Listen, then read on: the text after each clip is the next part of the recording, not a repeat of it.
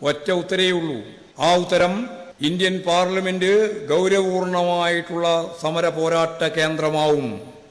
1932 നവോത്ഥാന പ്രസ്ഥാനത്തിൻ്റെ ഭാഗമായിട്ടുള്ള വലിയ പോരാട്ടങ്ങൾ നടന്ന സന്ദർഭത്തിൽ ഗുരുവായൂർ സത്യാഗ്രഹവുമായിട്ട് ബന്ധപ്പെട്ടുകൊണ്ട് അതിൻ്റെ വളണ്ടിയർ ക്യാപ്റ്റൻ എന്ന രീതിയിൽ സഖാവ് AKG പ്രവർത്തിക്കുകയായിരുന്നു.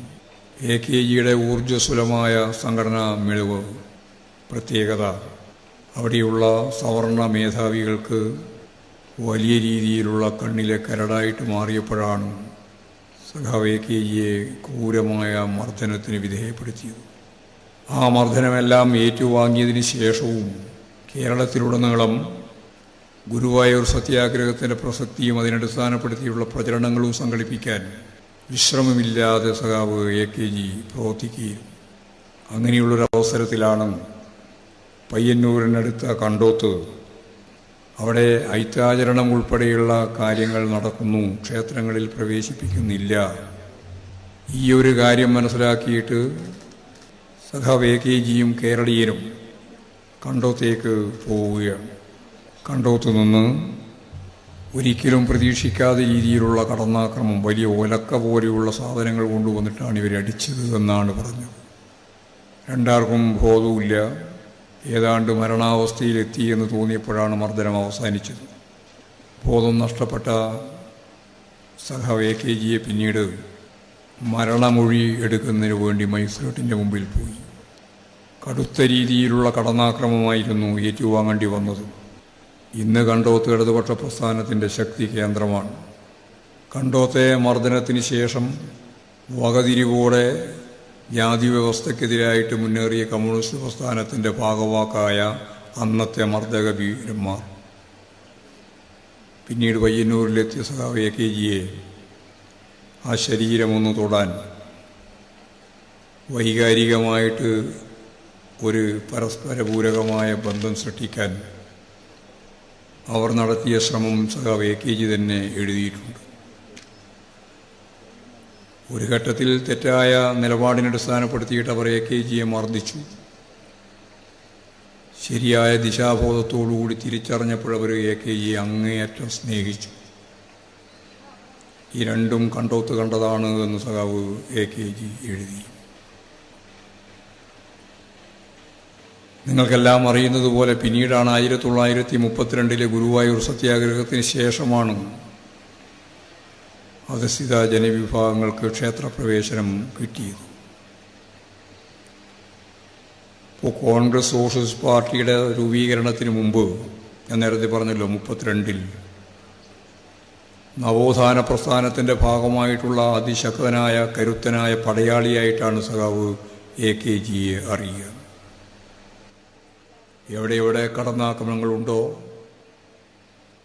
പാവപ്പെട്ട മനുഷ്യരെ എവിടെയാണോ ഭരണവർഗം, ബ്രിട്ടീഷ് സാമ്രാജ്യത്വം അതിശക്തമായ കടന്നാക്രമണത്തിന് വിധേയപ്പെടുത്തുന്നത്, അവിടെയെല്ലാം ഓടിയെത്തി അവർക്ക് ആശ്വാസം നൽകാൻ, അവരെ സ്വയം സംഘടിച്ച് പൊരുതാനുള്ള പോരാട്ട വീര്യം നൽകാൻ സഖാവ് AKGക്കുള്ള കഴിവ് സാധാരണയിൽ പറഞ്ഞൊപ്പിക്കാനാവുന്ന ഒന്നല്ല. ഞങ്ങൾക്കെല്ലാം നല്ല ഓർമ്മയുണ്ട് ഇപ്പോഴും 1975 ജൂൺ 26 അടിയന്തരാവസ്ഥ പ്രഖ്യാപിച്ചതിന് ശേഷമുള്ള കാലം. സാധാരണ രീതിയിലുള്ള ജനാധിപത്യ പ്രസ്ഥാനത്തിൻ്റെ ഭാഗമായിട്ടുള്ള പ്രവർത്തനം ശീലിച്ചു വന്ന ആ തലമുറക്ക് കഠിനമായ അർദ്ധ ഫാസിസ്റ്റ് രീതിയിലുള്ള പ്രവർത്തനങ്ങളിലേക്ക് നീങ്ങിയ 1975 ജൂൺ 26 അതിന് ശേഷമുള്ള അങ്ങോട്ടുള്ള പ്രവർത്തനത്തിന് മുൻകാല അനുഭവങ്ങളൊന്നും ഇല്ലാത്ത പുതിയ തലമുറ എങ്ങനെയാണ് സംഘടനാ പ്രവർത്തനം നടത്തേണ്ടത്, എങ്ങനെയാണ് ഓരോന്നിനെയും ചെറുക്കേണ്ടത് എന്നതിന് കൃത്യമായ പാഠപുസ്തകം പോലെ സഖാവ് AKG കണ്ണൂർ പാർട്ടിയെ സെൻട്രൽ ജില്ലാ കമ്മിറ്റി ഓഫീസിൽ താമസിച്ച്, അന്ന് അസുഖമാണ്, അടിയന്തരാവസ്ഥയുടെ ഭീകര നാടുകളിൽ കണ്ണൂർ ജില്ലയുടെ വിവിധ മേഖലകളിൽ നടത്തിയിട്ടുള്ള ഗുണ്ട കടന്നാക്രമങ്ങളെ പ്രതിരോധിക്കാൻ ഒരു യോദ്ധാവിനെ പോലെ ചാടിയിറങ്ങുന്ന സഖാവ് AKG ഇന്നും ഞങ്ങൾക്കെല്ലാം നമ്മുടെ മനസ്സിൽ നിന്ന് മായുന്നില്ല, മായ്ക്കാനാവുന്നതല്ല. AKGയും സഖാവ് സുശീലയടത്തിയും ഒപ്പം കണ്ണൂർ ജില്ലാ കമ്മിറ്റി ഓഫീസിൽ താമസിക്കുമ്പോൾ ഞങ്ങളെല്ലാം അന്ന് KSYFൻ്റെ പ്രവർത്തകരെന്ന രീതിയിൽ AKG താമസിക്കുന്നതിൻ്റെ തൊട്ടടുത്ത് തന്നെയുള്ള ഹാളിലൊക്കെയാണ് ഞങ്ങളും താമസിച്ചുകൊണ്ടിരുന്നത്. അടിയന്തരാവസ്ഥ വന്നു. വളരെ വേഗം തന്നെ ഞങ്ങളെല്ലാം, ഞാനും സഖാവ് VP ജയരാജൻ ഉൾപ്പെടെയുള്ള യുവജന പ്രസ്ഥാനത്തിൻ്റെ പ്രവർത്തകരെന്ന നിലയിൽ ഞങ്ങളെല്ലാം സുകുമാരൻ രക്തസാക്ഷി ദിനത്തിൻ്റെ ഭാഗമായിട്ട് കുടിയാമലയിലെത്തിയപ്പോൾ അവിടെ പോലീസ് ആക്രമിച്ച് ഞങ്ങളെല്ലാം മർദ്ദിക്കുകയും ഞങ്ങളെ പോലീസ് കേസിൽപ്പെടുത്തി കൽത്തുറുങ്കിലടക്കുകയും ചെയ്തു. ആദ്യത്തെ അനുഭവമാണ്. ഞങ്ങളൊക്കെ വളരെ പയ്യന്മാരായിട്ട് നിൽക്കുന്ന സമയം, KSYFൻ്റെ ആദ്യ പ്രവർത്തകരെന്ന നിലയിൽ രംഗത്ത് വന്ന സമയം. സഖാവ് ജയരാജനും KN ജോസഫ് ഉൾപ്പെടെയുള്ള അന്നത്തെ 3-4 പ്രവർത്തകരും, പിന്നെ തലശ്ശേരി സബ് ജയിലിലെത്തിയപ്പോൾ അവിടെ KN പരിയാരം ഉൾപ്പെടെയുള്ള സഖാക്കളൊക്കെ അവിടെ ജയിലിൽ തന്നെ മുമ്പ് തന്നെ പോയവരുണ്ട്. അത് കഴിഞ്ഞ് ശിക്ഷ കഴിഞ്ഞ് ഞാൻ, ബാക്കിയെല്ലാവരും 2 മാസം ശിക്ഷ അനുഭവിച്ച് കുറ്റം സമ്മതിച്ച് ജയിൽ മോചിതരായി. ഞാനന്ന് അധ്യാപകൻ എന്ന നിലയിൽ ചേർന്നിട്ടേ ഉള്ളൂ. ഇപ്പോൾ പാർട്ടി തീരുമാനിച്ചു കേസ് നടത്താൻ. അങ്ങനെ കേസ് നടത്തിയപ്പോൾ കേസ് അവസാനിക്കുന്നതുവരെ ജയിലിൽ കിടക്കേണ്ടി വന്നു, ഒരു 4 മാസക്കാലം. ആ 4 മാസത്തെ അനുഭവമെന്ന് പറയുന്നത് എന്തിനേയും നേരിടാനുള്ളൊരു മാനസിക കരുത്ത് അടിയന്തരാവസ്ഥ സ്വയം ഉൽപ്പാദിപ്പിച്ചിട്ടുണ്ട് എന്ന് എനിക്കിപ്പോഴും ഓർമ്മയുണ്ട്. അതും കൂടി കഴിഞ്ഞപ്പോൾ പിന്നെ ഒന്നും നോക്കാനില്ല എന്നൊരു മാനസികാവസ്ഥയിലാണ് അവിടെ നമ്മുടെ ഓഫീസിൽ തന്നെ താമസിക്കുന്നത്. ഞങ്ങളെല്ലാം താമസിക്കുകയാണ്.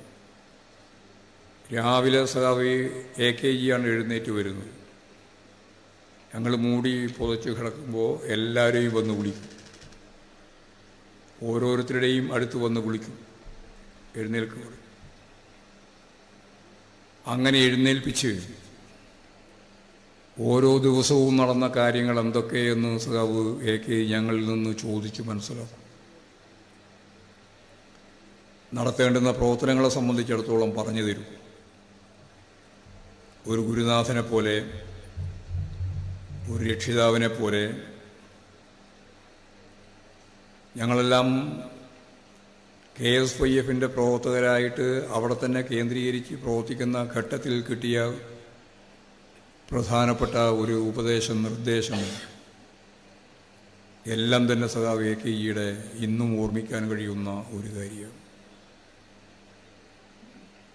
കേരളത്തിൻ്റെ വിവിധ മേഖലകളിൽ, പ്രത്യേകിച്ച് കണ്ണൂർ ജില്ലയിൽ കടന്നാക്രമണം നടന്ന കാലം, നമ്മുടെ നിരവധി ഓഫീസുകൾ,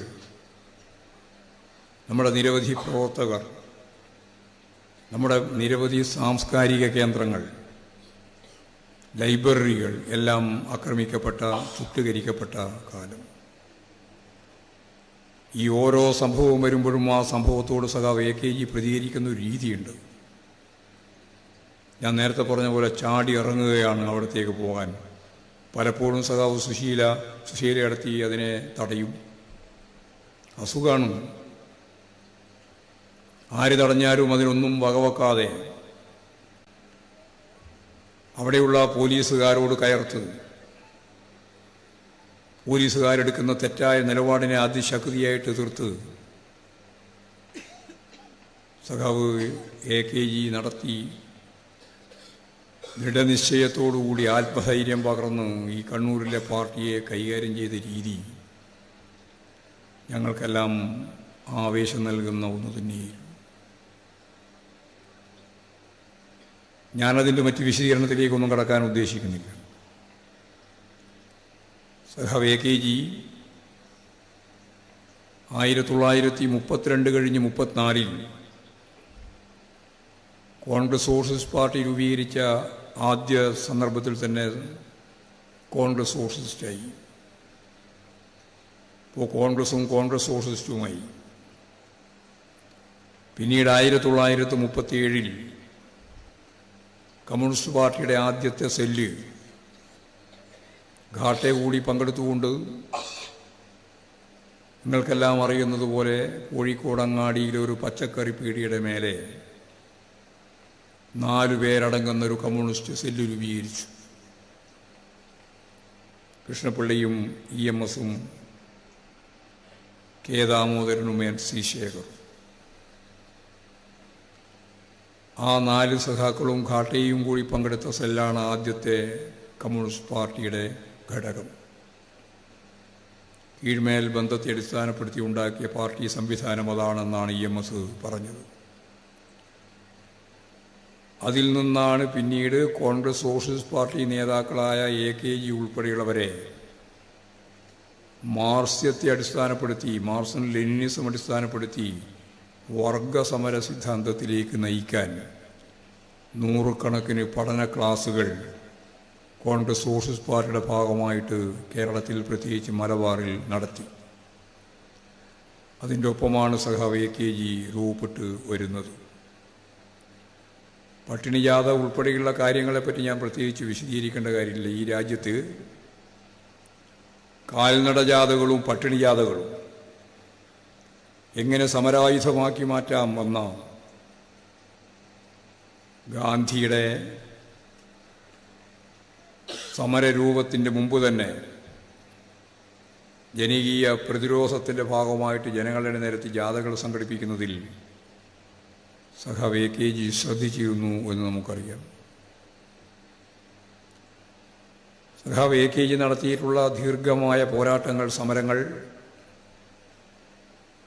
കേരളത്തെ പുതു കേരളമാക്കി രൂപപ്പെടുത്തുന്നതിന് ചരിത്രത്തെ തന്നെ മാറ്റിക്കുറിച്ച ഏറ്റവും പ്രധാനപ്പെട്ട ഗുരുനാഥൻ എന്ന നിലയിൽ നമുക്ക് AKGയെ കാണാം. കോൺഗ്രസ് സോഷ്യലിസ്റ്റ് പാർട്ടി നേരത്തെ പറഞ്ഞ പോലെ 34 രൂപീകരിച്ച് അതിൻ്റെ സംഘടനാ പ്രവർത്തനം കേരളത്തിലുടനീളം ശക്തിപ്പെടുത്തി. ഞാൻ നേരത്തെ പറഞ്ഞ മാർക്സും ലെനിനിസത്തെ അടിസ്ഥാനപ്പെടുത്തിയുള്ള വർഗസമര സിദ്ധാന്തം കോൺഗ്രസ്സുകാരായ കോൺഗ്രസ് സോഷ്യലിസ്റ്റുകാരുടെ മുമ്പിൽ അവതരിപ്പിച്ച് 1939 അവസാനം പാറപ്പുറത്ത് കമ്മ്യൂണിസ്റ്റ് പാർട്ടി യഥാർത്ഥത്തിൽ എങ്ങനെയാണ് സംഘടനാപരമായിട്ട് പ്രവർത്തിക്കേണ്ടത് എന്നതിനെ പറ്റിയൊന്നും വേണ്ടത്ര ധാരണ നേടുന്ന ഒരു സന്ദർഭമല്ല അത്. പ്രായോഗിക പ്രവർത്തനത്തിലേക്ക് കമ്മ്യൂണിസ്റ്റുകാർ വന്നു കഴിഞ്ഞിട്ടില്ല. അപ്പോഴാണ് 39 അവസാനം പാറപ്പുറം സമ്മേളനം നടത്തി. പാറപ്പുറം സമ്മേളനം ചരിത്രപരമായിട്ട് പരിശോധിച്ചാൽ കോൺഗ്രസ് സോഷ്യലിസ്റ്റുകാരുടെ സമ്മേളനമായിരുന്നു. ആ സമ്മേളനമാണ് പിരിയുമ്പോഴേക്ക് കേരള ഘടകമായി CPIയുടെ കേരള ഘടകമായിട്ട് മാറിയത്. ആ സമ്മേളനത്തിലൂടെയാണ് കമ്മ്യൂണിസ്റ്റ് പാർട്ടി എന്ന സംസ്ഥാന ഘടകം രൂപപ്പെട്ടത്. അവിടെ സംസ്ഥാന കമ്മിറ്റിയെ രൂപം കൊടുത്തു. ആ സംസ്ഥാന കമ്മിറ്റി പിന്നീട് പറശ്ശിനിക്കടവ് എന്ന് നിങ്ങൾക്കെല്ലാം അറിയുന്ന ആന്തൂരിലെ പറശ്ശിനിക്കടവിൽ കോവൽ എന്ന് പറയുന്നൊരു സ്ഥലത്ത് പ്രത്യേക യോഗം ചേർന്നാണ് സഖാവ് കൃഷ്ണപിള്ളയെ സംസ്ഥാന സെക്രട്ടറിയായി തിരഞ്ഞെടുത്തത്. അതിനുശേഷം ഇങ്ങോട്ട് ഈ കേരളത്തിലെ നവോത്ഥാന പ്രസ്ഥാനം മുതലാരംഭിച്ച് ദേശീയ പ്രസ്ഥാനത്തിൻ്റെ ഭാഗവാക്കായി ഇടതുപക്ഷ രാഷ്ട്രീയത്തിൻ്റെ ഏറ്റവും ഉജ്ജ്വലമായിട്ടുള്ള അധ്യായങ്ങൾ രചിച്ച, കമ്മ്യൂണിസ്റ്റ് പോരാട്ടങ്ങൾക്ക് നേതൃത്വം കൊടുക്കാൻ കഴിഞ്ഞ ആയിരക്കണക്കിന് കേഡർമാരെയും ത്യാഗീവര്യരായ പോരാളികളെയും സൃഷ്ടിച്ചു. എവിടെ കടന്നാക്രമത്തിൻ്റെ രീതിയുണ്ടോ അവിടെയെല്ലാം പ്രതിരോധത്തിൻ്റെ കവചം തീർക്കാൻ സഖാവ് AKG ഉണ്ട്. അതായിരുന്നു AKGയുടെ രീതി. അതുതന്നെയാണ് കമ്മ്യൂണിസ്റ്റ് പാർട്ടി എല്ലാ കാലത്തും സഖാവ് AKGയെ മുൻനിർത്തിയിട്ടുള്ളത്. ഒന്നാമത്തെ പാർലമെൻറ്റ് തിരഞ്ഞെടുപ്പിൽ സഖാവ് AKG കാസർഗോഡ് നിന്ന് മത്സരിക്കുകയാണ്. മത്സരിച്ച് ജയിച്ചപ്പോൾ അന്ന് ഇന്ത്യൻ പാർലമെൻറ്റിലെ പ്രതിപക്ഷ നേതാവായി സഖാവ് AKG വന്നു. മഹാരഥന്മാരായ ദേശീയ സ്വാതന്ത്ര്യ പ്രസ്ഥാനത്തിൻ്റെ നേതാക്കളാണ് ജവഹർലാൽ നെഹ്റു ഉൾപ്പെടെയുള്ള ഉന്നത നേതൃത്വം. AKGയുടെ പ്രസംഗത്തെ സംബന്ധിച്ച് ജവഹർലാൽ നെഹ്റു പറഞ്ഞതുമായി ബന്ധപ്പെട്ട എത്രയോ കുറിപ്പുകളുണ്ട്. എവിടെയായാലും എന്ത് തിരക്കായാലും പാർലമെൻറ്റിൽ AKG പ്രസംഗിക്കുമ്പോൾ ആ പ്രസംഗം കേൾക്കുന്നതിന് വേണ്ടിയിട്ട് ഒരിക്കലും ഒഴിവാവാതെ പങ്കെടുക്കുന്ന പ്രധാനമന്ത്രിയായിരുന്നു ജവഹർലാൽ നെഹ്റു. ഇന്നത്തെ പ്രധാനമന്ത്രിയും അന്നത്തെ പ്രധാനമന്ത്രിയും തമ്മിലുള്ള വ്യത്യാസം ഇംഗ്ലീഷിലുള്ള ചാരുതയല്ല, ഭാഷാപരമായ കഴിവല്ല, ജനങ്ങളുടെ പ്രശ്നം ഈ പാർലമെൻറ്റിൽ അവതരിപ്പിക്കുന്ന ഏറ്റവും പ്രമുഖനായ നേതാവാണ് AKG എന്ന് പറഞ്ഞുകൊണ്ടാണ് AKGയുടെ പ്രസംഗം ശ്രദ്ധിക്കുന്നത്. ജനങ്ങളെ പറ്റിയാണ്. നമുക്കറിയാം 50കളുടെ ആദ്യം മൗലികാവകാശവുമായിട്ട് ബന്ധപ്പെട്ട പ്രശ്നത്തിൽ ഐക്യകേരളം രൂപം കൊള്ളുന്നതിന് മുമ്പ് മദ്രാസ് കോടതിയിലുണ്ടായിരുന്ന കേസ് ഇന്നും നിയമവിദ്യാർത്ഥികൾ ഗൗരവപൂർവം പഠിക്കുകയും പരീക്ഷയിൽ കൃത്യമായിട്ട് തയ്യാറാക്കേണ്ടുന്ന അധ്യായത്തിൻ്റെ ഭാഗമായിട്ട് ഉൾപ്പെടുത്തപ്പെടുകയും ചെയ്ത ഒരു കേസാണ് AK ഗോപാലനും മദ്രാസ് സംസ്ഥാനവും തമ്മിൽ നടന്ന കേസ്. ആ കേസിൻ്റെ ഭാഗമായിട്ട് പഠിക്കാൻ കാരണം മൗലികാവകാശവുമായിട്ട് ബന്ധപ്പെട്ട പ്രശ്നമാണ്. ഭരണഘടനാപരമായ കാര്യങ്ങളെ സംബന്ധിച്ചിടത്തോളം അത് ഏറ്റവും ഫലപ്രദമായിട്ട് എങ്ങനെയാണ് കൈകാര്യം ചെയ്യുക, ചെറുത്തുനിൽപ്പ് രീതിയിലുള്ള ജനകീയ രീതിയിലുള്ള ചികിത്സാ സംവിധാനം. ആഗോളവൽക്കരണത്തിൻ്റെ ഭാഗമായിട്ട് അമേരിക്ക ഉൾപ്പെടെയുള്ള മേഖലയിൽ ഇനി എന്തിനാണ് ഗവൺമെൻറ് ഡോക്ടർ എന്ന് ചോദിച്ച് ഗവൺമെൻറ് ഡോക്ടർമാരെയും ഗവൺമെൻറ് ആശുപത്രിയെയും എല്ലാം ഒഴിവാക്കി. കേരളത്തിൻ്റെ ബദൽ എന്ന രീതിയിൽ അവരെല്ലാം ശക്തിയായിട്ട് നിലനിർത്തി. കോവിഡ് മഹാമാരി ലോകവ്യാപകമായിട്ട് അതിർത്തികളില്ലാതെ ലക്ഷക്കണക്കിന് മനുഷ്യരെ കൊന്നൊടുക്കിക്കൊണ്ടിരിക്കുന്ന സന്ദർഭത്തിൽ അമേരിക്കൻ ജനതയ്ക്ക് ആശ്രയ കേന്ദ്രമില്ലായിരുന്നു. കാരണം അവരോട് പറഞ്ഞത് നിങ്ങൾ ഇൻഷുറൻസിൽ ചേർന്നാൽ മതി, ആജീവനാന്ത ചികിത്സ സൗജന്യം, ആദ്യം പ്രീമിയം അടക്കുക, പിന്നെ അതിൻ്റെ ഭാഗമായിട്ട് നിങ്ങൾക്കെല്ലാം ചികിത്സ സൗജന്യം. ഇൻഷുറൻസ് കമ്പനികൾ സഖാക്കളെ, ഈ മഹാമാരി വന്ന് ലക്ഷക്കണക്കിന് ആളുകൾക്ക് രോഗം പിടിപെട്ടപ്പോൾ ഏത് ആശുപത്രി, ഏത് സംവിധാനം, ആര് നോക്കാൻ? ലക്ഷക്കണക്കിന് മനുഷ്യർ, ഏറ്റവും കൂടുതൽ മനുഷ്യർ അവരുടെ ജീവിതം സമർപ്പിക്കേണ്ടി വന്നത് അമേരിക്കയിലാണ്. ജനാധിപത്യപരമായ രീതിയിലുള്ള ഒരു സംവിധാനവും അവിടെ ആരോഗ്യരംഗവുമായിട്ട് ബന്ധപ്പെട്ടില്ല. എല്ലാം സ്വകാര്യവൽക്കരിച്ചു. ഗവൺമെൻറ് ഡോക്ടറില്ല, ഗവൺമെൻറ് സംവിധാനമില്ല, ഒന്നുമില്ല. ലക്ഷക്കണക്കിന് ആളുകൾ വന്നപ്പോൾ എവിടെ വെന്റിലേറ്റർ, എവിടെ ആശുപത്രി സൗകര്യം, ഒന്നുമില്ല. 60 വയസ്സ് കഴിഞ്ഞവരാണ് മരിച്ചവരിൽ വലിയൊരു വിഭാഗം, ലക്ഷക്കണക്കിന് ആളുകൾ. അതിൻ്റെ അർത്ഥം അനുബന്ധ രോഗങ്ങൾക്ക് ചികിത്സയുണ്ടായില്ല എന്നതാണ്. ഇവിടെ ഈ കേരളത്തിൽ 104 വയസ്സുള്ളവർ കോവിഡ് വന്നിട്ട് രക്ഷപ്പെട്ടു. അമേരിക്കയിൽ 60 വയസ്സ് കഴിഞ്ഞ ലക്ഷക്കണക്കിന് ആളുകൾ കോവിഡിൻ്റെ ഭാഗമായിട്ട് മരണപ്പെട്ടു. അതിൻ്റെ സർവേ എല്ലാം വന്നിട്ടുണ്ട്, ഞാനത് വിശദീകരിക്കുന്നില്ല. ജനകീയ ആരോഗ്യ പ്രസ്ഥാനമില്ല. കേരളത്തെ വിസ്മയത്തോട് കണ്ടിട്ട് പറഞ്ഞു, ഈ കേരളം വിസ്മയിപ്പിക്കുന്നു. സൗജന്യ ചികിത്സ, ഫലപ്രദമായ ചികിത്സ. ലോകത്തിൻ്റെ വിവിധ മേഖലയിലുള്ള മലയാളികൾ അവിടുന്ന് എങ്ങനെയെങ്കിലും കേരളത്തിലേക്ക് വരാൻ ആഗ്രഹിച്ചു. അവരെല്ലാം കേരളത്തിലേക്ക് കൊണ്ടുവന്ന് ചികിത്സിച്ചു ഭേദമാക്കി. വളരെ ഫലപ്രദമായ ഒരു ബദലായിരുന്നു അത്. ആ ബദൽ ഈ കേരളത്തിൻ്റെ പ്രത്യേകതയാണ്. വിദ്യാഭ്യാസം ഏതറ്റം വരെയും പഠിക്കാനുള്ള സൗകര്യം ഈ കേരളത്തിലുണ്ട്. അതും ഈ കേരളത്തിൻ്റെ പ്രത്യേകതയാണ്. ഉന്നത വിദ്യാഭ്യാസം നേടുന്ന ഏറ്റവും കൂടുതൽ സ്ത്രീകളുള്ള നാട് ലോകത്ത് കേരളമാണ്. ബൈജിങ്ങോ അതുപോലെ തന്നെ കാലിഫോർണിയയോ അല്ല, കേരളമാണ്. ഇങ്ങനെ ഈ കേരളത്തിൻ്റെ പ്രത്യേകത, ഏറ്റവും പിന്നണിയിൽ നിൽക്കുന്ന മനുഷ്യന്, പട്ടികജാതി പട്ടികവർഗം ഉൾപ്പെടെയുള്ള OEC OBC ഉൾപ്പെടെയുള്ള കർഷക തൊഴിലാളികൾ, കൃഷിക്കാരുൾപ്പെടെയുള്ള പാവപ്പെട്ട മനുഷ്യന് ഗുണമേന്മയുള്ള ജീവിതം നയിക്കാൻ അവരെ പ്രാപ്തമാക്കിയതാണ് കേരള മോഡൽ. ഈ കേരള മോഡൽ എങ്ങനെയാണ് രൂപപ്പെട്ടു വന്നത്? 1930കളുടെ ആദ്യം അല്ലെങ്കിൽ ഒരു പകുതിയോടുകൂടി രൂപപ്പെട്ടു വന്ന കർഷക പ്രസ്ഥാനം, പിന്നീട് രൂപപ്പെട്ട കർഷക തൊഴിലാളി പ്രസ്ഥാനം, അതിൻ്റെ എല്ലാം നേതൃത്വ ശക്തിയായിട്ട് പ്രവർത്തിച്ച കമ്മ്യൂണിസ്റ്റ് പാർട്ടി, മണ്ണിലധ്വാനിക്കുന്ന പാവപ്പെട്ട മനുഷ്യൻ്റെ പ്രശ്നങ്ങൾക്ക് പരിഹാരം കാണാൻ VMS വിശകലനം ചെയ്തതുപോലെ ജാതി ജന്മി നാടുവാഴി വ്യവസ്ഥ, അതിൻ്റെ മേലെ ബ്രിട്ടീഷ് സാമ്രാജ്യത്വം.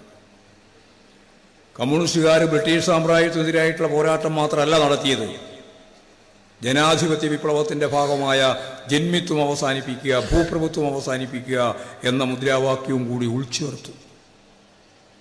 അത് കമ്മ്യൂണിസ്റ്റ് പാർട്ടിയുടെ ഏറ്റവും പ്രധാനപ്പെട്ട സംഭാവനയായിരുന്നു.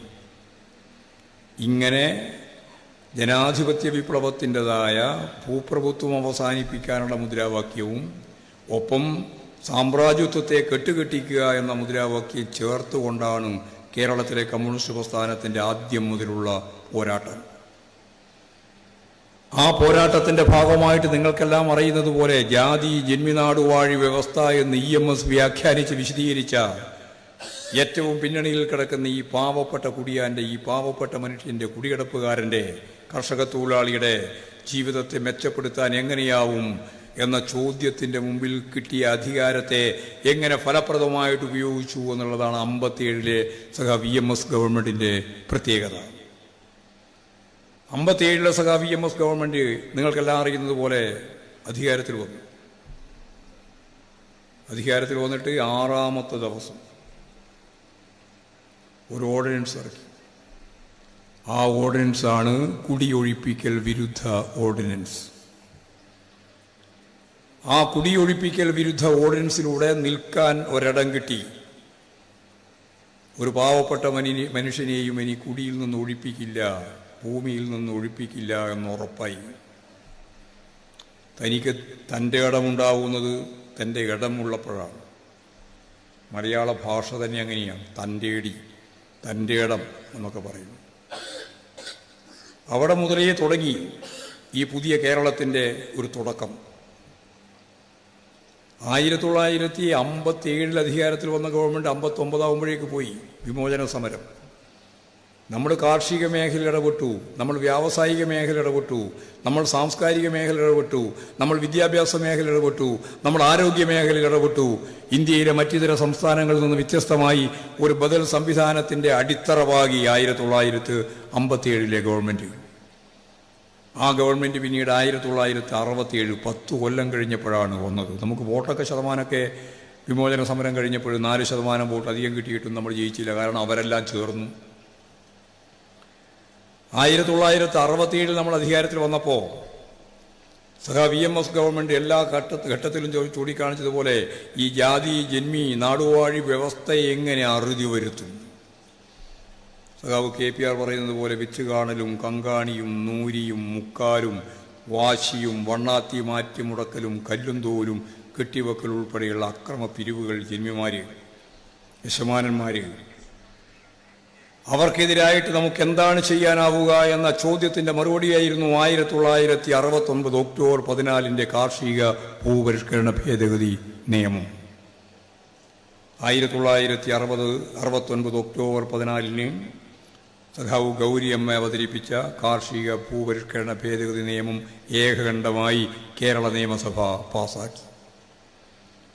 ഇന്ത്യയുടെ ചരിത്രത്തിൽ ആദ്യമായിട്ട് നിങ്ങൾക്കെല്ലാം അറിയാം, ഭൂപ്രഭുത്വത്തിൻ്റെ ഒരു ഭാഗമായ ജന്മിത്വം അവസാനിപ്പിച്ച ബില്ലാണത്. ഇന്ത്യയിൽ ഒരു സംസ്ഥാനത്തിലും ഇന്നേ വരെ അത്തരത്തിലുള്ള സമഗ്രമായ ഒരു നിയമം കൊണ്ടുവന്നിട്ടില്ല. ജന്മിത്വത്തിൻ്റെ ഏറ്റവും ശക്തമത്തായ കരുത്ത് അസ്തമിച്ചു. ഒരു വർഗമില്ലാതായി. ഈ ഇന്ത്യയിലെ വിവിധ സംസ്ഥാനങ്ങളിൽ ഇപ്പോഴും ആ വർഗം നിലനിൽക്കുമ്പോൾ ഒരു വർഗം കേരളത്തിൽ ഇല്ലാതായിട്ട് 1970 ശേഷം ഇങ്ങോട്ടില്ല. ജിന്മി വർഗത്തെ ഈ ഇന്ത്യ കേരളത്തിൽ ഇല്ലാതാക്കി. അതിലെ ഏറ്റവും പ്രധാനപ്പെട്ട പങ്ക് വഹിച്ച ഒരു നേതാവ് സഖാവ് AKG തന്നെയാണ്. കാർഷിക ഭൂപരിഷ്കരണ നിയമം നിയമപരമായിട്ട് നടപ്പിലാക്കി, അല്ലെങ്കിൽ പാസ്സാക്കി. പക്ഷെ നടപ്പിലാകുന്നില്ല. ആ ഗവൺമെൻറ് പോയി, EMSൻ്റെ ഗവൺമെൻറ് പോയി, പുതിയ ഒരു ഗവൺമെൻറ് വന്നു. കാർഷിക ഭൂപരിഷ്കരണ നിയമമെന്ന ജന്മിത്വം അവസാനിപ്പിക്കുന്ന നിയമം നടപ്പിലാക്കാത്തതിൽ പ്രതിഷേധിച്ച് 1969 ഒക്ടോബർ 14 കഴിഞ്ഞ് 2 മാസം കഴിഞ്ഞപ്പോൾ നവംബർ ഡിസംബർ 14 ഡിസംബർ 14 ആലപ്പുഴയിൽ കർഷക തൊഴിലാളികളും കൃഷിക്കാരും ഒരു വലിയ സമ്മേളനം, ഒരു മഹാസമ്മേളനം ചേർന്നു. ആ സമ്മേളനത്തിൽ സഖാവ് സുന്ദരയ്യുണ്ട്, അന്നത്തെ പാർട്ടിയുടെ സെക്രട്ടറി. സുന്ദരയ്യുണ്ട്, EMS ഉണ്ട്, അഴീക്കോടൻ രാഘവനുണ്ട്, CH കണാരനുണ്ട്, ഇവരെല്ലാം ഉണ്ട്. അതിൻ്റെ പടയാളിയായിട്ട് സഖാവ് AKGയും ഉണ്ട്. ഇവരെല്ലാം വേദിയിലിരുന്ന്, ഞാൻ നേരത്തെ പറഞ്ഞ പോലെ എല്ലാറ്റിൻ്റെയും മുമ്പിൽ സഖാവ് AKG ആയിരിക്കുമല്ലോ. സമരപ്രഖ്യാപനം നടത്താൻ സഖാവ് AKGയാണ് ചുമതലപ്പെടുത്തിയത്. ഈ നേതൃനിര സഖാവ് AKG പ്രസംഗിച്ചു. AKG പറഞ്ഞു, 1969 ഒക്ടോബർ 14 പാസ്സാക്കിയ കാർഷിക ഭൂപരിഷ്കരണ നിയമം നിങ്ങൾ നടപ്പിലാക്കിയാലും നടപ്പിലാക്കിയില്ലെങ്കിലും അതൊരു പുതിയ പ്രയോഗമാണ് ലോകത്ത് തന്നെ. നിങ്ങൾ നടപ്പിലാക്കിയാലും നടപ്പിലാക്കിയില്ലെങ്കിലും ഞങ്ങൾ 1970 ജനുവരി മാസം 1-ാം തീയതി ആ നിയമം നടപ്പിലാക്കും. ഇത് കമ്മ്യൂണിസ്റ്റ് പാർട്ടിയുടെ ലോക കമ്മ്യൂണിസ്റ്റ് പ്രസ്ഥാനത്തിന് നൽകിയ ഒരു പ്രത്യയശാസ്ത്രപരമായിട്ടുള്ള കൃത്യമായിട്ടുള്ള പാഠമാണ്. പാർലമെന്ററി പ്രവർത്തനത്തിൻ്റെ ഭാഗമായിട്ട് നിയമനിർമ്മാണം നടത്തുക, ആ നിയമനിർമ്മാണം നടത്തുന്നതിന് ഇടയായ സാഹചര്യമെല്ലാം വളരെ ശരി. പക്ഷേ ആ നിയമം നടപ്പിലാക്കുന്നില്ല. അതാണ് വലതുപക്ഷത്തിൻ്റെ സമീപനം. ആ നിയമം നടപ്പിലാക്കാതിരുന്നാൽ പിന്നെ എങ്ങനെ? അയ്യോ, നിയമം ഞങ്ങൾ നടപ്പിലാക്കാൻ വേണ്ടി പാസ്സാക്കി വെച്ചിരുന്നു, നടക്കുന്നില്ല എന്ന നിലയല്ല കമ്മ്യൂണിസ്റ്റ് പാർട്ടി സ്വീകരിച്ചത്. കമ്മ്യൂണിസ്റ്റ് പാർട്ടി പറഞ്ഞു, പാർലമെന്ററി പ്രവർത്തനം നിയമനിർമ്മാണം, പാർലമെന്റേതര പ്രവർത്തനം നിയമം നടപ്പിലാക്കാൻ. ഇത് ലോക കമ്മ്യൂണിസ്റ്റ് പ്രസ്ഥാനത്തിന് ഇന്ത്യൻ കമ്മ്യൂണിസ്റ്റ് പാർട്ടി നൽകിയ ഏറ്റവും പ്രധാനപ്പെട്ട സംഭാവനയാണ്. ആ പ്രഖ്യാപനമാണ് സഖാവ് AKG നടത്തിയത്. നിങ്ങൾ ഈ നിയമം നടപ്പിലാക്കിയാലും നടപ്പിലാക്കിയില്ലെങ്കിലും 1970 ജനുവരി മാസം 1 അന്ന് ഈ നിയമം നടപ്പിലായതായി ഞങ്ങൾ പ്രഖ്യാപിക്കുന്നു എന്ന്. ഇത് ഡിസംബർ 14. ഏതാനും ദിവസം മാത്രമേ ബാക്കിയുള്ളൂ ജനുവരി 1-ന്.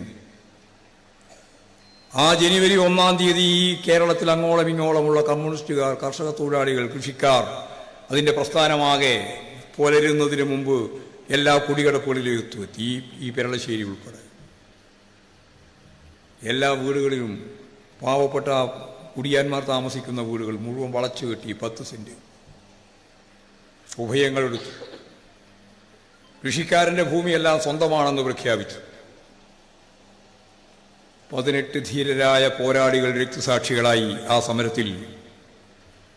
ഈ ആധുനിക കേരളം വെറുതെ രൂപപ്പെട്ടു വന്നതല്ല. അറിയപ്പെടുന്നവരും അറിയപ്പെടാത്തവരുമായ നൂറുകണക്കിന് മനുഷ്യന്റെ ജീവത്യാഗം.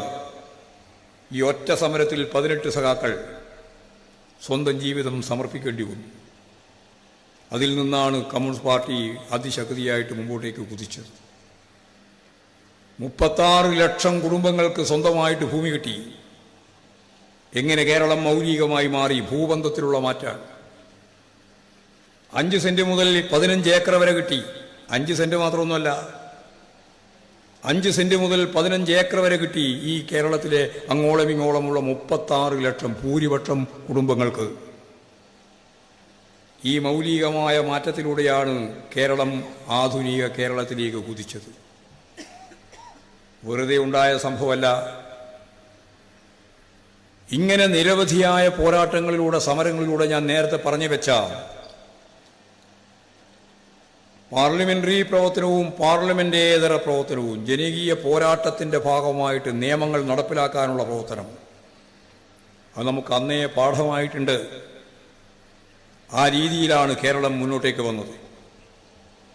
അതിൻ്റെ ഭാഗമായിട്ടാണ് നമുക്കറിയുന്നത് പോലെ എല്ലാവർക്കും വീട്, ലൈഫ് പദ്ധതി, ആർദ്രം പദ്ധതി, വിദ്യാഭ്യാസ മേഖലയിലെ പുതിയ വിദ്യാഭ്യാസ സംവിധാനത്തിന് ബദൽ,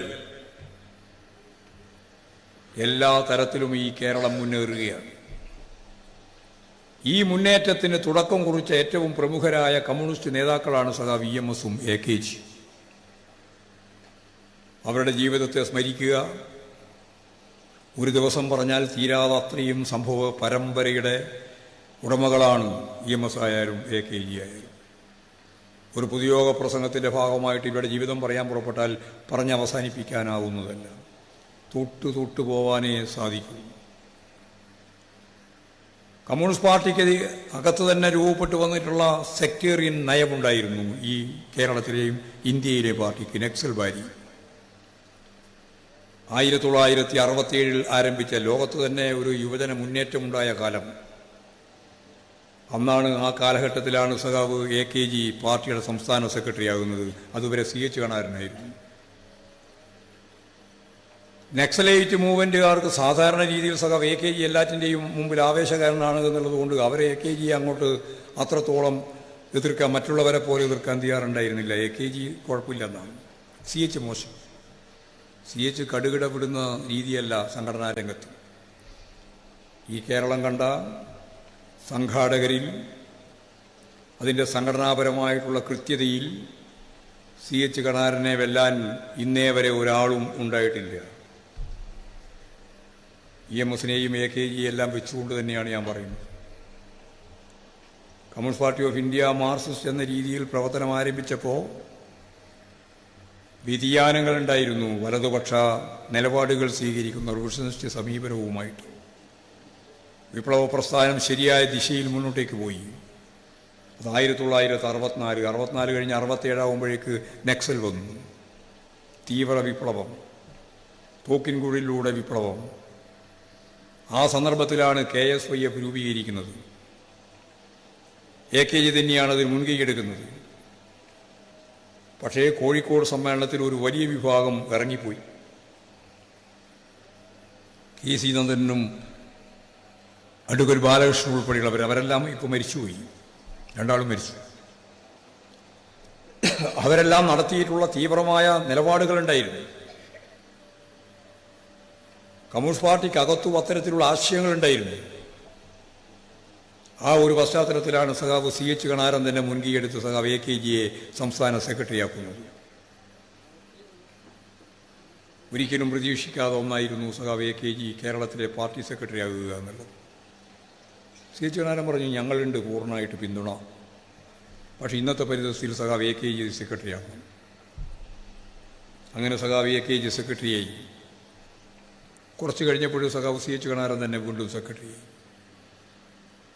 പാർട്ടിക്കകത്ത് വന്നു ചേരുന്ന ഇത്തരം പ്രവണതകളെ എങ്ങനെ ഫലപ്രദമായിട്ട് അഭിമുഖീകരിക്കാമെന്ന സഖാവ് CH കണാരൻ്റെ കണക്കുകൂട്ടലിലാണ് നമ്മളിത് കാണുന്നത്.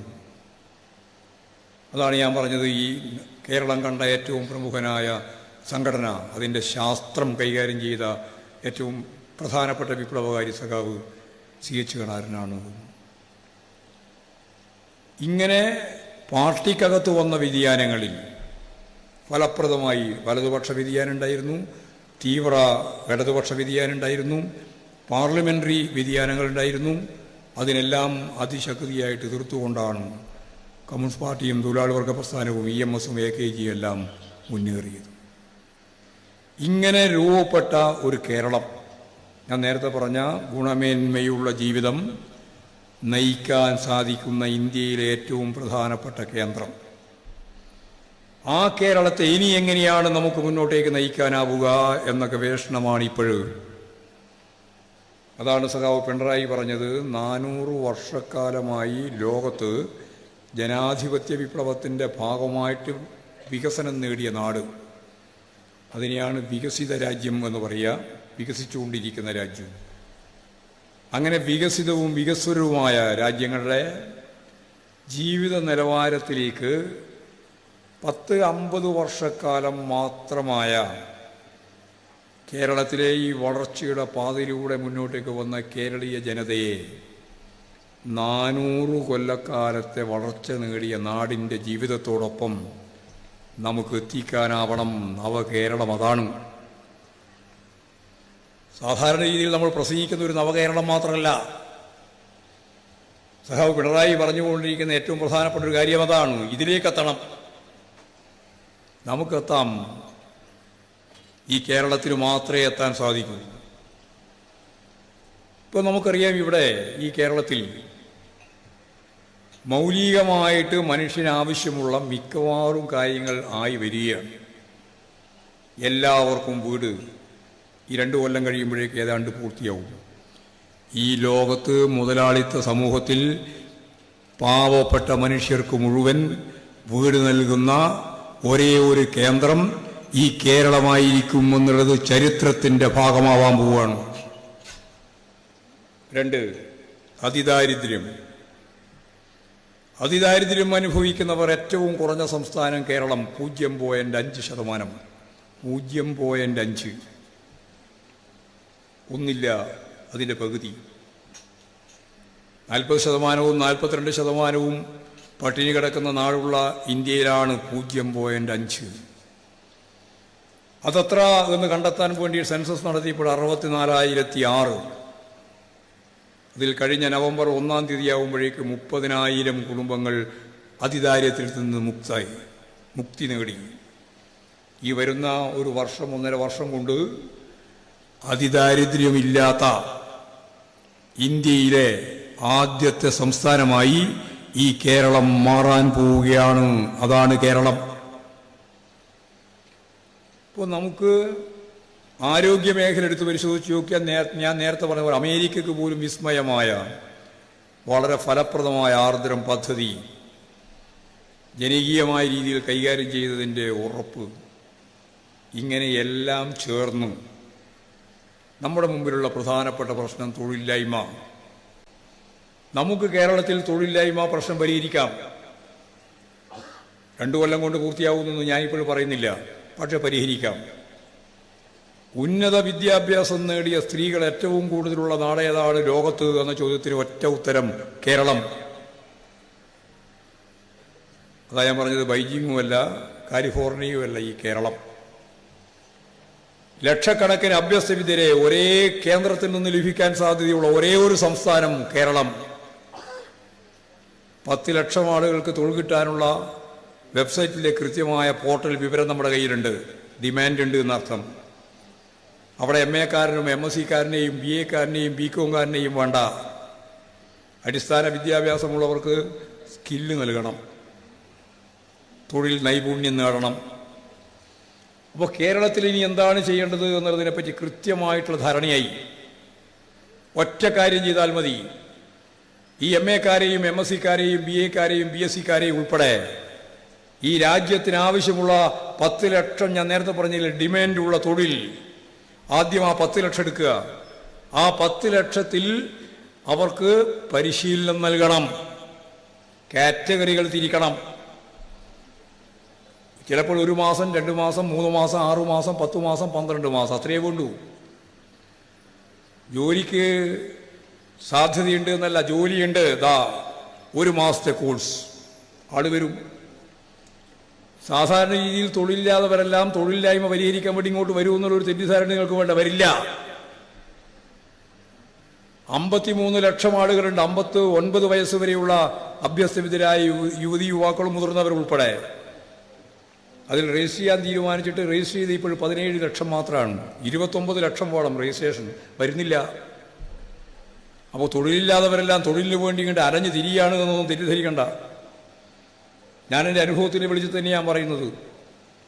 അപ്പോൾ ഈ തൊഴിലില്ലാത്ത ഒരു 10-17 ലക്ഷം ഇപ്പം നമ്മുടെ മുമ്പിൽ പോർട്ടലിൽ രജിസ്റ്റർ ചെയ്തിട്ടുണ്ട്. അവരെ ആർട്ടിഫിഷ്യൽ ഇൻ്റലിജൻസ് ഉപയോഗിച്ചിട്ട് വേർതിരിക്കണം. എന്നിട്ട് ഞാൻ നേരത്തെ പറഞ്ഞ ഇവിടെ നമ്മുടെ മുമ്പിലുള്ള പോർട്ടലിൽ ജോലിയുള്ള ആളുകൾ, ജോലി വേണമെന്നുള്ള ഡിമാൻഡുള്ള ആളുകൾക്ക് ഇവരെ പരിശീലിപ്പിക്കാൻ, പ്രത്യേക രീതിയിൽ പരിശീലിപ്പിക്കണം. അസാപ്പിൻ്റെയും എഞ്ചിനീയറിംഗ് കോളേജിൻ്റെയും പോളിടെക്നിക്കിൻ്റെയും IT-യുടെയും ഇനി തദ്ദേശ സ്വയംഭരണ സ്ഥാപനങ്ങൾക്ക് തന്നെ നടത്താൻ സാധിക്കുന്ന തൊഴിൽ പരിശീലനത്തിൻ്റെയും ഭാഗമായി ഈ 17 ലക്ഷത്തെയും പരിശീലിപ്പിക്കണം. അവർക്കെല്ലാം ഇംഗ്ലീഷ്, കമ്മ്യൂണിക്കേറ്റീവ് ഇംഗ്ലീഷ് നൽകണം, പഠിപ്പിക്കണം. നമ്മുടെ കുട്ടികൾ പലപ്പോഴും തോറ്റുപോകുന്നത് ഇൻ്റർവ്യൂവിലാണ്. ഇങ്ങനെ കൃത്യതയോടുകൂടി കേഡസ് ഉൾപ്പെടെ പദ്ധതി ആസൂത്രണം ചെയ്ത് ഈ കേരളത്തിലെ തൊഴിലില്ലായ്മ പ്രശ്നം പരിഹരിക്കാൻ ശ്രമിച്ചാൽ കേരളത്തിൻ്റെ സാമ്പത്തിക വ്യവസ്ഥയിൽ മാറ്റം വരും. ഇതെല്ലാം പരസ്പര പൂരകമായിട്ട് നിൽക്കുന്നതാണ്. തൊഴിലില്ലായ്മ പരിഹരിക്കുക എന്ന് പറഞ്ഞാൽ ഈ കേരള സമ്പദ് വ്യവസ്ഥ ശക്തിപ്പെടും എന്നുള്ളതാണ് അതിൻ്റെ അർത്ഥം. കാരണം ഈ പണം മുഴുവൻ നാട്ടിലൊഴുകും. നമ്മുടെ കുടുംബശ്രീ ഉൾപ്പെടെയുള്ള ആഭ്യന്തര ഉൽപാദനത്തിൻ്റെ ഭാഗമായിട്ട് വരുന്ന ചരക്കുകൾ ഈ നാട് തന്നെ സ്വന്തം വാങ്ങും. നാല് ആവേശകരമായിട്ടുള്ള ഒരു സമ്പദ് വ്യവസ്ഥ കേരളത്തിൽ രൂപപ്പെട്ടു വരും. ആളോഹരി വരുമാനത്തിൽ ഏറ്റവും പിന്നിൽ നിൽക്കുന്ന സംസ്ഥാനങ്ങളിൽ ഒന്നായിരുന്നു കേരളം. അത് മാറും, ഇപ്പം തന്നെ മാറി. 1,40,000 സ്വയം സംരംഭകരെ നമ്മൾ കണ്ടെത്തി. അതിൽ 7 ലക്ഷം ആളുകൾക്ക് തൊഴിൽ കൊടുക്കാൻ കഴിയുന്ന സംവിധാനം വന്നു. 10-14,000 കോടി രൂപയുടെ ഇൻവെസ്റ്റ്മെന്റ് അതിൻ്റെ ഭാഗമായിട്ടുണ്ടായി. ഇനിയും വരും, ഇപ്പോഴും തീരുമാനിച്ചിട്ടുണ്ട്. അപ്പോൾ വലിയ സാധ്യതയാണ് കേരളത്തിൽ വരാൻ പോകുന്നത്. സർവതല സ്പർശിയായ മേഖലയിൽ ഈ കേരളം വളരും. അപ്പോഴാണ് UDF തീരുമാനിക്കുന്നത് ഒരു വികസന പ്രവർത്തനവും ഇനി കേരളത്തിൽ നടന്നുകൂടാ. ഇന്ത്യയിൽ ഒരു സംസ്ഥാനവും ലോകത്ത് ഒരു രാജ്യവും പ്രതിപക്ഷം ക്രിയാത്മക പ്രതിപക്ഷത്തിൻ്റെ അപ്പുറം നിഷേധാത്മകമായ ഒരു പ്രതിപക്ഷം കേരളത്തിലാണ് ഉള്ളത്. ഒന്നും അനുവദിക്കില്ല എന്നാണ്. ഒരു പുതിയ സംവിധാനത്തെയും കേരളം തുടരാൻ അനുവദിക്കില്ല. അത് കേരളയിലായാലും KDSC ആയാലും K-Smart ആയാലും ഒന്നും പറ്റില്ല. എന്തെങ്കിലും ഒന്ന് കണ്ടുപിടിച്ച് അതിനെതിരായിട്ട് നമ്മുടെ മാധ്യമങ്ങൾ ഉപയോഗപ്പെടുത്തിക്കൊണ്ട് വലിയ പ്രശ്നം. ഇതെല്ലാം ജനങ്ങൾ തിരിച്ചറിയുന്നു എന്നുള്ളതാണ് രണ്ടാം പിണറായി ഗവൺമെന്റിന്റെ തിരിച്ചുവരവിന്റെ അടിസ്ഥാനം. കോൺഗ്രസും അതുപോലെ തന്നെ BJPയും അവർ രണ്ടാളും പരസ്പരം പ്രഖ്യാപിച്ചിട്ടുണ്ട്. CPIM ആണ് ഞങ്ങളുടെ ആദ്യത്തെ ശത്രു കോൺഗ്രസ്, CPM ആണ് ഞങ്ങളുടെ ആദ്യത്തെ ശത്രു BJP. BJPക്കും കോൺഗ്രസിനും ഏറ്റവും പ്രധാനപ്പെട്ട ശത്രു CPIM. ഇതിൻ്റെ ഭാഗമായിട്ടാണ് ഒരു അന്തർധാര രൂപം കൊള്ളുക. ഇതിൻ്റെ ഭാഗമായിട്ടാണ് ഇന്നത്തെ കോൺഗ്രസ് നാളെ BJP ആവുന്നത്. സാമ്പത്തിക നിലപാടിൻ്റെ ഭാഗമായിട്ടോ വർഗീയതയോടുള്ള സമീപനത്തിൻ്റെ ഭാഗമായിട്ടോ ഇവർക്ക് അതിർവരമ്പുകളില്ല, വ്യത്യാസമില്ല, ഒരു രേഖ പോലുമില്ല, ഒരു വര പോലുമില്ല. ഇന്നത്തെ കോൺഗ്രസിന് നാളെ BJP ആവാൻ ഒരു തടസ്സമില്ല. വർഗപരമായ ഉള്ളടക്കത്തിൽ പ്രത്യേകതയില്ല. പണ്ടെല്ലാം ദക്ഷിണേന്ത്യ, പൊതുവെ കേരളമെല്ലാം ഒഴിവായിരുന്നു. ഉത്തരേന്ത്യയിൽ സ്ഥിരമായിട്ട് കേട്ടുകൊണ്ടിരിക്കുന്നതാണത്. 200ഓളം കോൺഗ്രസ് MLA-മാർ ഇപ്പോഴും BJPയിലേക്ക് ചേക്കേറി. 100 പാർലമെന്റ് അംഗങ്ങൾ ഇപ്പോഴും BJPയിൽ ചേർന്നു. 13 മുഖ്യമന്ത്രിമാർ BJPയിൽ ചേർന്നു. ആക്ടിംഗ് പ്രസിഡന്റ് ഉൾപ്പെടെയുള്ള പ്രസിഡന്റുമാർ BJPയിൽ ചേർന്നുകൊണ്ടിരിക്കുകയാണ്. സംസ്ഥാന തലത്തിൽ ആയിരങ്ങളാണ് ചേർന്നത്. ഇവിടെ ഈ കേരളത്തിൽ ഇതേവരെ അത്ര ഒഴുക്കുണ്ടായിരുന്നില്ല. ഇപ്പോൾ തുടങ്ങി. AK ആന്റണി എന്ന് പറയുന്ന ഈ കേരളം ഇന്ത്യക്ക് നൽകിയ ഏറ്റവും വലിയ കോൺഗ്രസ് നേതൃത്വത്തിൻ്റെ മകൻ, അദ്ദേഹം ഇപ്പോൾ പത്തനംതിട്ട സ്ഥാനാർത്ഥിയായിട്ട് BJPക്ക് വേണ്ടി മത്സരിക്കുകയാണ്. ഇപ്പോൾ BJPയിലേക്ക് ചേക്കേറാൻ യാതൊരു പ്രയാസമില്ല. കരുണാകരൻ്റെ ഏറ്റവും പ്രധാനപ്പെട്ട മകനും മകളുമാണ് ഉള്ളത്. മകള് പത്മജ പൂർണ്ണമായിട്ടും BJPയിലേക്ക് പോയി. സുധാകരൻ നമ്മുടെ സ്ഥാനാർത്ഥി എപ്പോഴാണ് BJPയിലേക്ക് RSSലേക്ക് പോകുന്നത് എന്ന് മാത്രമേ ആലോചിക്കണ്ടൂ. അദ്ദേഹമാണ് പറഞ്ഞത് ജവഹർലാൽ നെഹ്റു RSSുമായി സന്ധി ചെയ്ത ആളാണ്. താനി തോന്നിയ അങ്ങനെയൊരു സംഭവം ഈ ഇന്ത്യയുടെ ചരിത്രത്തിലില്ല. ഞാൻ RSSന്റെ ശാഖ സംരക്ഷിക്കുന്നതിന് വേണ്ടി കാവൽ കടന്നിട്ടുണ്ട് എന്ന് പറഞ്ഞപ്പോഴാണ് സുധാകരൻ്റെ ഒപ്പം ജവഹർലാൽ നെഹ്റുവിനെയും കൂട്ടിയത്. ജവഹർലാൽ നെഹ്റു എന്ന് പറഞ്ഞാൽ സമൂഹത്തിൻ്റെ സ്വത്താണ്. ഇന്ത്യൻ പ്രധാനമന്ത്രിയായിരുന്നു. വളരെയേറെ ശ്രദ്ധേയനായ എഴുത്തുകാരനായിരുന്നു ജവഹർലാൽ നെഹ്റു. സ്വാതന്ത്ര്യ സമര പോരാളി എന്നുള്ളതിനൊപ്പം ജയിലിൽ കിടന്നെഴുതിയ 2 പ്രധാനപ്പെട്ട പുസ്തകങ്ങളുണ്ട്. ഏറ്റവും ബൃഹത്തായ വലിയ പുസ്തകമാണ് രണ്ടും. ഒന്ന് വിശ്വചരിത്രാവലോകനം, 2 ഇന്ത്യയെ കണ്ടെത്തൽ. ഞാനതിനുശേഷം ഞങ്ങൾ പൊതുവേ പറഞ്ഞു ജവഹർലാൽ നെഹ്റു ഭൗതികവാദിയായിരുന്നു. വൈരുദ്ധ്യാത്മക ഭൗതികവാദിയാണെന്ന് ഞങ്ങൾ പറഞ്ഞിട്ടില്ല. ഭൗതികവാദിയായിരുന്നു. ബൂർഷ്വാസി പൊതുവേ ലോകത്ത് ഭൗതികവാദിയാണ്, അല്ലെങ്കിൽ ശാസ്ത്രം ഡെവലപ്പ് ചെയ്യില്ല. ആശയവാദികളാണെങ്കിൽ ശാസ്ത്രത്തിന് മുന്നോട്ടേക്ക് പോകാൻ സാധിക്കില്ല. ശാസ്ത്രത്തെ അടിസ്ഥാനപ്പെടുത്തിയിട്ട് അവർ ഭൗതികവാദികളാണ് എന്ന് ഞങ്ങൾ പറഞ്ഞു. അതിൻ്റെ ഒപ്പം ഞാൻ ഒരു കാര്യവും കൂടി സൂചിപ്പിച്ചു, ഞങ്ങളെല്ലാം സൂചിപ്പിച്ചു. അതെന്താ? വിശ്വചരിത്രാവലോകനം അതുപോലെ തന്നെ ഇന്ത്യയെ കണ്ടെത്തൽ എഴുതിയത് ചരിത്രപരമായ ഭൗതികവാദത്തെ അടിസ്ഥാനപ്പെടുത്തിയിട്ടാണ് നെഹ്റു എന്നും പറഞ്ഞു. ഈ ചരിത്രപരമായ ഭൗതികവാദം എന്നൊക്കെ പറയുന്നത് വളരെ പ്രധാനമാണ്. മാർസിയൻ ദർശനത്തെ, വൈരുദ്ധ്യാത്മക ഭൗതികവാദത്തെ ചരിത്രത്തിലേക്ക്, സാമൂഹ്യ വികാസ ഘട്ടങ്ങളിലേക്ക് പ്രവേശിപ്പിച്ചാൽ കിട്ടുന്നതെന്തോ അതാണ് ചരിത്രപരമായ ഭൗതികവാദം. ആ ചരിത്രപരമായ ഭൗതികവാദത്തെ പിൻപറ്റി എഴുതപ്പെട്ട ലോകത്തിലെ ആയിരക്കണക്കിന് പുസ്തകങ്ങളുണ്ട് ലോകത്ത്. എന്ന് പറഞ്ഞാൽ ചരിത്രത്തെ അടിമുടി പുതുക്കിയിരിക്കുന്നു മാർക്സത്തിൻ്റെ ഞാൻ നേരത്തെ പറഞ്ഞ ചരിത്രപരമായ ഭൗതികവാദം.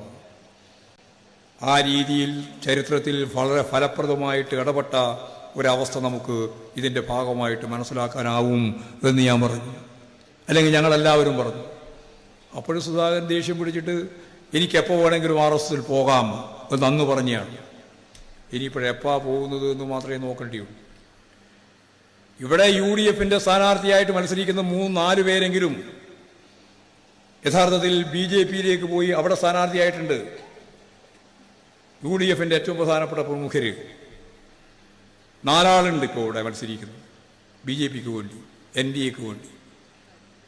അപ്പോൾ ഒരു കാര്യം വളരെ വ്യക്തമാണ്, ഇവർ മൃദു ഹിന്ദുത്വ നിലപാടും ചേർത്ത് മുമ്പോട്ടേക്ക് പോവുകയാണ്. കേരളത്തിൻ്റെ പ്രശ്നങ്ങൾക്ക് പരിഹാരം കാണുന്നതിന് വേണ്ടിയിട്ടുള്ള ഒരു നിലപാടും MP-മാരും കോൺഗ്രസും സ്വീകരിച്ചിട്ടില്ല. കേരളത്തെ സംബന്ധിച്ച് 57,000 കോടി ഉറുപ്പിക നമുക്ക് തരേണ്ടത് തന്നിട്ടില്ല ഇക്കൊല്ലം.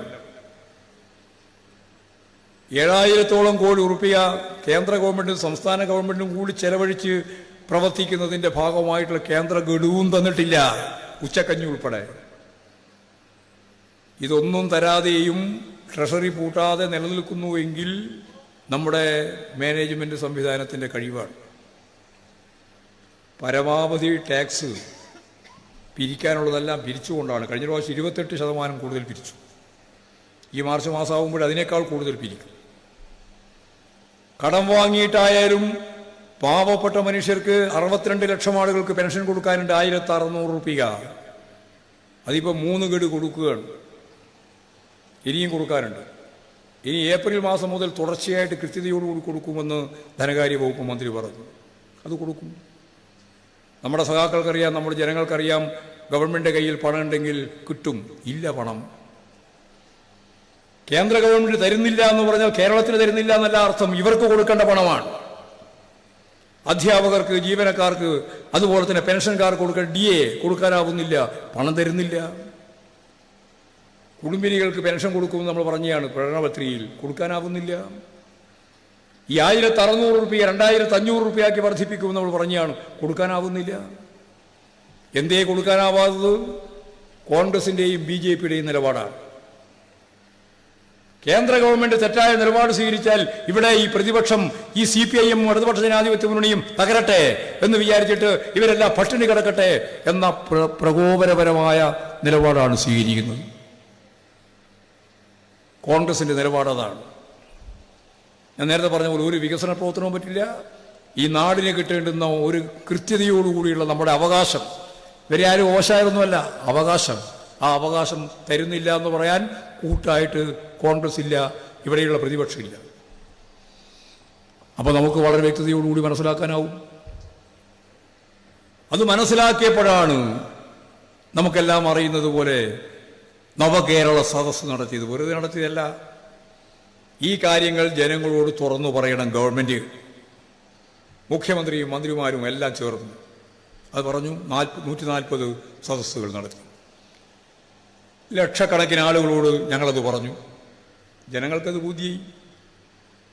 അതിനുശേഷമാണ് ഫെബ്രുവരി 8-ന് ഇപ്പോൾ കെജ്രിവാൾ ഉൾപ്പെടെയുള്ള ആളുകൾ പങ്കെടുത്തുകൊണ്ട് ഇവിടെ മന്ത്രിമാരും മുഖ്യമന്ത്രിയും MLA-മാരും MP-മാരെല്ലാം പങ്കെടുത്തുകൊണ്ട് ഡൽഹിയിൽ പരിപാടി.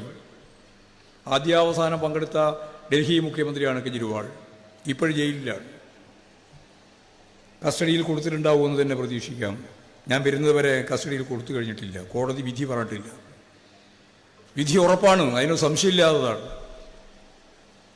കേന്ദ്ര ഗവൺമെൻറ്റിൻ്റെ ഇംഗിതത്തിന് വഴങ്ങാത്ത ആരെയും കേസിൽപ്പെടുത്തും. അവരെ കള്ളന്മാരാക്കും.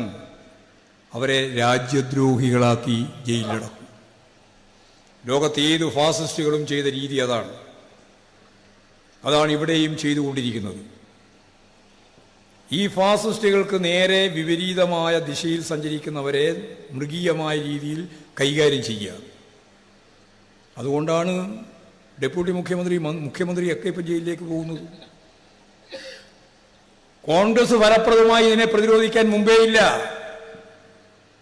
ഏതായാലും ഇപ്രാവശ്യം അത് കെജ്രിവാളിൻ്റെ പ്രശ്നം വന്നപ്പോൾ മുമ്പിൽ സജീവമായിട്ടുണ്ട് എന്നാണ് കാണാനാവുക. ഞങ്ങളതാണ് ആഗ്രഹിക്കുന്നത്. കോൺഗ്രസിൻ്റെ നേരെ വരുമ്പോഴും മാത്രം കോൺഗ്രസ് സജീവം. മറ്റാർക്കെങ്കിലും എതിരായിട്ട് വരുമ്പോഴും കോൺഗ്രസ് ഒന്നുമില്ല. ഇത് ഫാസിസത്തിലേക്കുള്ള യാത്രയാണ്. അതിൻ്റെ കൈവഴികളാണ്. ഈ കേസ് മാത്രമല്ല, ഭരണഘടനാ സ്ഥാപനങ്ങൾ എന്ന് പറയുന്നതാണ് കോടതി, പാർലമെൻറ്റ്, എല്ലാം നോക്കുകുത്തിയാക്കി മാറ്റാനാണ് ഉദ്ദേശിക്കുന്നത്. അതിലേക്കാണ് നയിക്കുന്നത്. ഇപ്പോൾ ചില ജഡ്ജിമാരും ചീഫ് ജസ്റ്റിസൊക്കെ അതിനോട് പൂർണ്ണമായി വഴങ്ങിയിട്ടില്ല. അതിന് വഴങ്ങാൻ എക്സിക്യൂട്ടീവിന് അധികാരം വേണം ജഡ്ജിമാരെ തീരുമാനിക്കാൻ എന്നാണ് BJPയുടെ നിലപാട്. എക്സിക്യൂട്ടീവ് തീരുമാനിക്കണം. അമിത്ഷാ തീരുമാനിക്കണമെന്ന് ജഡ്ജി. അപ്പോൾ പിന്നെ നമ്മുടെ ഗവർണറെ പോലുള്ള സീസ വരിക ജഡ്ജിയായിട്ട്. പിന്നെ വ്യതിരിക്തമായ ഒരു വിധിയെപ്പറ്റി നമ്മൾ പറയേണ്ടി വരില്ല. ഞാൻ ഒന്നല്ല പറയുന്നത്, ഭരണഘടനാ സ്ഥാപനങ്ങൾ മുഴുവൻ RSSൻ്റെ നിയന്ത്രണത്തിലാണ്. Election commission, CAG, ED, CBI എല്ലാം ഇതിൻ്റെ കയ്യിലാണ്. ജനാധിപത്യ സംവിധാനത്തിൻ്റെ ഏറ്റവും പ്രധാനപ്പെട്ട കൈവഴികളാണ് തകർന്നുപോയത്. ഹിന്ദുത്വ അജണ്ടയിലേക്കുള്ള വഴികളാണ് തുറക്കപ്പെട്ടത്. പൗരത്വ ഭേദഗതി നിയമം നടപ്പിലാക്കുമെന്ന് പ്രഖ്യാപിച്ച് നടക്കുന്ന പ്രക്രിയ, അത് നടപ്പിലാക്കില്ല എന്ന് പറഞ്ഞ ഇന്ത്യയിലെ ഏറ്റവും പ്രധാനപ്പെട്ട സംസ്ഥാനം കേരളം, പിന്നെ തമിഴ്നാട്. എന്തേ കോൺഗ്രസ് മന്ത്രിമാരുള്ള മുഖ്യമന്ത്രിയുള്ള കർണാടകം അനങ്ങുന്നില്ല? എന്തേ തെലുങ്കാന ശ്വാസം കഴിക്കുന്നില്ല? ഹിമാചൽ പ്രദേശിനെ പറ്റി പറഞ്ഞിട്ട് കാര്യമില്ല, അതിൻ്റെ അവസാനം വരികയാണ്. അവിടെ കാലുമാറിയിട്ട് 6 എണ്ണം പോയി, രാജ്യസഭാ സീറ്റ് പോയി, BJP ജയിച്ചു. ഹിന്ദു വർഗീയവാദത്തോടൊപ്പം നിൽക്കുന്ന അവരുടെ സമീപനം അദ്ദേഹം തന്നെ. അവിടെ നിങ്ങൾക്കെല്ലാം അറിയാലോ, സുഗു മുഖ്യമന്ത്രി രാമക്ഷേത്രത്തിന് ക്ഷണിച്ചാലും ക്ഷണിച്ചില്ലെങ്കിലും പോവും എന്ന് പ്രഖ്യാപിച്ചു. വർഗീയ അജണ്ടയോടൊപ്പമാണ് അവരെല്ലാം. അതിൻ്റെ എല്ലാം ഭാഗമായിട്ടുള്ള പ്രശ്നങ്ങളുണ്ട്. ഈ പ്രശ്നങ്ങൾ പരിഹരിക്കുന്നതിന് കോൺഗ്രസിനാവുന്നില്ല. കോൺഗ്രസ് തീരുമാനിച്ചാലും കോൺഗ്രസ് അണികൾ അതിൻ്റെ ഒപ്പം ഒഴുകുന്നില്ല. നേരെ മറിച്ച് വിപരീതാവസ്ഥയിലേക്കാണ് പോകുന്നത്. അപ്പോൾ ഇങ്ങനെയെല്ലാമുള്ള നിരവധിയായ പ്രശ്നങ്ങൾ ഇന്ത്യ ചർച്ച ചെയ്യുന്നുണ്ട്, കേരളം ചർച്ച ചെയ്യുന്നുണ്ട്. കേരളത്തിൻ്റെ താല്പര്യം സംരക്ഷിക്കുന്നതിന് വേണ്ടിയുള്ള നിലപാടുകൾ സ്വീകരിക്കുന്നില്ല പ്രതിപക്ഷം, കോൺഗ്രസ് സ്വീകരിക്കുന്നില്ല. ഇതിനെല്ലാം എതിരായിട്ടുള്ള വിധിയെഴുത്താവണം ഇപ്രാവശ്യത്തെ തെരഞ്ഞെടുപ്പ് വിധി. 2 ചോദ്യമേ ഉള്ളൂ. ഒന്ന്, അടിയന്തരാവസ്ഥ അവസാനിപ്പിക്കുക, അറബിക്കടലിൽ എന്ന മുദ്രാവാക്യം വിളിച്ച 77-ലെ അവസ്ഥയിൽ നിന്ന് ഇപ്പോൾ നമുക്ക് വളരെ വ്യക്തതയോടുകൂടി ചൂണ്ടിക്കാണിക്കാനാവുന്നത് ഇന്നത്തെ ഇന്ത്യ വേണോ അല്ല ഫാസിസ്റ്റ് ഇന്ത്യ വേണോ എന്നാണ്. ലളിതമായ മുദ്രാവാക്യം, ലളിതമായ വിഭജനം. ഫാസിസ്റ്റ് ഇന്ത്യ വേണ്ട എന്ന് പറയുന്നവർ മുഴുവൻ ഇടതുപക്ഷ ജനാധിപത്യ ശക്തികൾക്കും ജനാധിപത്യ മതനിരപേക്ഷ പ്രസ്ഥാനങ്ങൾക്കും വോട്ട് ചെയ്യണം. ഇന്ത്യൻ പാർലമെന്റിൽ ഇടതുപക്ഷ ശക്തി സ്വാധീനം വർദ്ധിപ്പിക്കേണ്ടത് ആവശ്യമാണ്. അതിനു വേണ്ടിയുള്ള വളരെ ഫലപ്രദമായ മുന്നേറ്റം നടത്താൻ സാധിക്കുന്ന സംസ്ഥാനം കേരളമാണ്. ആ കേരളത്തിലെ ഇടതുപക്ഷ പ്രസ്ഥാനത്തിൻ്റെ കരുത്തുറ്റ ഒരു മണ്ഡലമാണ് കണ്ണൂർ പാർലമെൻറ്റ് നിയോജക മണ്ഡലം. കണ്ണൂർ പാർലമെൻറ്റ് നിയോജക മണ്ഡലത്തിൽ സഖാവ് എം വി ജയരാജനെ സ്ഥാനാർത്ഥിയായിട്ട് ഇടതുപക്ഷ ജനാധിപത്യ മുന്നണി നിർത്തിയിരിക്കുകയാണ്. പലരും ചോദിച്ചിട്ടുണ്ട്, ജില്ലാ സെക്രട്ടറി ആയിട്ടുള്ള സഖാവിനെ എന്തിനാണ് നിർത്തുന്നത്? ബാലകൃഷ്ണ മാഷ് നിർത്തിയിരിക്കുകയാണ്, ജില്ലാ സെക്രട്ടറിയാണ്. എന്തിനാണ് ജില്ലാ സെക്രട്ടറിയെ നിർത്തുന്നത്? സഖാവ് വി ജോയി തിരുവനന്തപുരം ജില്ലാ സെക്രട്ടറിയാണ്, MLA-യുമാണ്. എന്തിനാണ് ജോയിയെ നിർത്തുന്നത്? ഒറ്റ ഉത്തരേ ഉള്ളൂ. ആ ഉത്തരം ഇന്ത്യൻ പാർലമെന്റ് ഗൗരവപൂർണമായിട്ടുള്ള സമര പോരാട്ട കേന്ദ്രമാവും. ആ പോരാട്ടത്തിന്റെ മുൻപന്തിയിൽ പടച്ചട്ടയണിഞ്ഞ് നിൽക്കാനാവുന്ന ഏറ്റവും ശരിയായ കഴിവുള്ള കേഡർമാർ വേണം അതിൻ്റെ മുമ്പിൽ നിൽക്കാൻ. ഞങ്ങൾ ഒരു സെക്രട്ടറിയെയും നോക്കിയിട്ടില്ല, ഒരു മന്ത്രിയെയും നോക്കിയിട്ടില്ല, ഒരു MLA-യും നോക്കിയിട്ടില്ല. ഈ കേരളത്തിൽ നിന്ന് പാർലമെന്റിലേക്ക് അയക്കാൻ തീരുമാനിച്ച ഓരോരുത്തരും ഒന്നിനൊന്ന് മെച്ചപ്പെട്ട രീതിയിലുള്ള കഴിവുള്ള ശേഷിയുള്ള പ്രഗത്ഭമതികളായ ആളുകളാണ്. ഒരു സംശയവും നിങ്ങൾക്ക് വേണ്ട. അത് ഈ രാജ്യത്തിൻ്റെ രക്ഷയാണ്, ഈ രാജ്യത്തിൻ്റെ നിലനിൽപ്പാണ്. അവിടെ ശരിയായ ദിശാബോധത്തോടു കൂടി നമുക്ക് എല്ലാം കാണാനും മനസ്സിലാക്കാനും അതിനടിസ്ഥാന ശരിയായ രീതിയിൽ പ്രതികരിക്കാനും ഒക്കെ നമുക്കാവണം. അതിന് സഖാവ് എം വി ജയരാജൻ കണ്ണൂർ പാർലമെന്റ് നിയോജക മണ്ഡലത്തിൽ നിന്ന് ചരിത്രത്തിലില്ലാത്ത വോട്ടുകളുടെ ഭൂരിപക്ഷത്തിന് ജയിപ്പിക്കാൻ ആവശ്യമായ അദ്ദേഹത്തിന്റെ തെരഞ്ഞെടുപ്പ് അടയാളമായ അരിവാൾ ചുറ്റിക നക്ഷത്രം അടയാളത്തിൽ വോട്ട് രേഖപ്പെടുത്തി വിജയിപ്പിക്കണം എന്ന് മാത്രമല്ല, വിജയിപ്പിക്കാനുള്ള പ്രവർത്തനത്തിൽ സജീവമായി സഖാവ് AKGയുടെ സ്മരണ ജീവിതാവസാനം വരെ പൊരുതിയ ഈ നാട്ടിൻ്റെ ഈ പെരളശ്ശേരിയുടെ അല്ലെങ്കിൽ ഈ മാവിലായിയുടെ, അങ്ങനെയാണല്ലോ സഖാവ് AKGയെ അറിയുന്നത്, ഈ മാവിലായിയുടെ ഓമനപുത്രനായി ലോക കമ്മ്യൂണിസ്റ്റ് പ്രസ്ഥാനത്തിന് നൽകിയ AKGയുടെ സ്മരണ ഉയർത്തുന്ന ഇന്നേ ഈ ദിവസം സഖാവ് എം വി ജയരാജനെ വൻ ഭൂരിപക്ഷത്തോടുകൂടി ജയിപ്പിക്കാനുള്ള പ്രധാനപ്പെട്ട പ്രവർത്തനങ്ങളിൽ ഞങ്ങളെല്ലാം മുഴുവും എന്ന പ്രതിജ്ഞയോടുകൂടി ഈ ദിനത്തിന്റെ പ്രത്യേകത കണ്ടുകൊണ്ട് സഖാവ് AKGയുടെ സ്മരണയ്ക്ക് മുമ്പിൽ ആദരാഞ്ജലികൾ അർപ്പിച്ചുകൊണ്ട് ഈ സമ്മേളനം ഔപചാരികമായി ഉദ്ഘാടനം ചെയ്തതായിട്ട് അറിയിച്ചുകൊണ്ട് ഞാൻ എൻ്റെ വാക്കുകൾ ഉപസംഹരിക്കുകയാണ്.